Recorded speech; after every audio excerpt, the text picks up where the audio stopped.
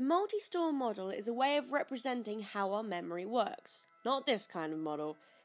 We will look at these in detail, but just so you get an overview of what the model is, things go from the sensory store to the short-term memory to the long-term memory, but the short-term memory must be repeated in order for it to stay in the short-term memory, and then everything decays. That was a bad explanation. Okay.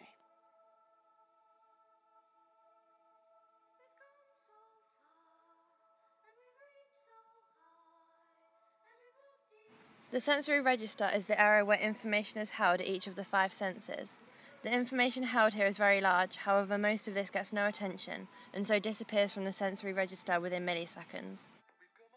If attention is paid to the item of information, then it moves to the short-term memory.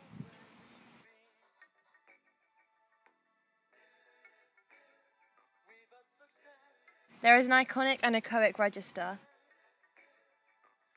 The iconic memory helps us see the world as a series of connected images. Overall, it is associated with visual stimuli. The echoic memory is associated with what we hear. This puts a string of words together, and they therefore make sense in a sentence, rather than many jumbled words. Information that is selected from the sensory memory by the attention system is transferred to the short-term memory. Information that arrives into the short-term memory has to be encoded. It can be encoded visually, acoustically, or semantically. I'm sure you know what 2 of them are, but semantically means applying pre-existing knowledge. For example, here we have a dog. You might say, oh, here's a dog. I know this is a dog because I saw one on the way to school. That is applying your pre-existing knowledge. The short-term memory is a temporary memory store that holds only limited amounts of information for a short period of time. The duration can be about 30 seconds. The duration of the short-term memory can be increased if it is rehearsed, so repeating it over and over and over again. And the information that is not rehearsed is lost. Long-term memory has a potentially limitless duration and capacity, and it's encoded semantically. Decay is the loss of a memory. One of the reasons why we forget is that the short-term memory has a limited capacity.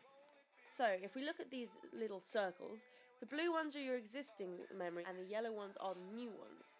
Now, only one more memory can fit into the short-term memory, so we have to remove an older memory before a new one can get in. Another reason why we may lose memory is because of the interference theory. This states that we forget things when one memory competes with the other, and then one triumphs over the other, so we can only remember that particular memory.